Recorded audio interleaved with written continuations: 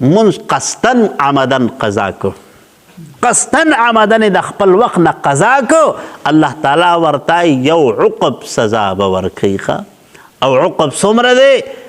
علما ذکر کوي وایي عقب څه د پاسه 83 کاله دی، 83 کاله 4 میاشتې د یو عقب دی. او د آخرت یو ورځ چې کوم دی هغه څومره ده؟ 50,000 کاله. نو بس ضرب ورکوي بیا 83 ساله او 4 میاشتو له په دغه کې کینو 2,88,00,000 سال د یو مزد د ضایع کولو سزا به یې قصدن چې د قضا کو. نو بیا چې یو سړی اړو د سره اونکي چې هغه سره به الله څه کوي. بیا یو سړی چې ټول عمر به المازوي هغه سره به الله څه کوي. یو انسان چې ټول عمر چې کم دی هغه صحیح، بعضې پکې داسې دي څوک پکې جمعه خان دی بس جمعه په جمعه باندې مونځ کوي، څوک پکې داسې چې هغه رمضان خان دی بس رمضان په رمضان باندې مونځ کوي، څوک پکې داسې چې هغه اختر خان دی اختر په اختر باندې مونځ کوي. صحیح شوه.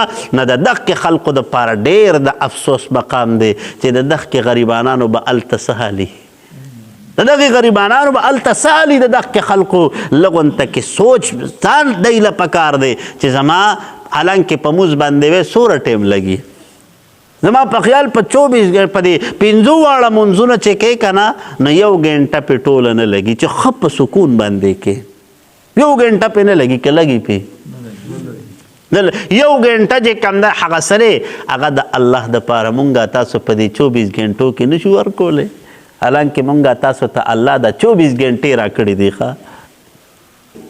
پیغمبر علیه الصلاة والسلام ارشاد فرمایي وایي د قیامت پرست چې الله د خپل بنده نه حساب کتاب اخلي لومبی به ترې الله د مونځ حساب اخلي.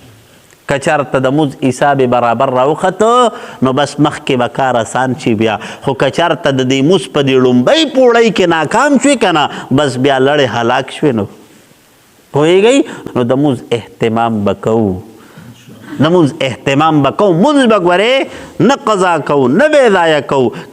پوهېږئ نو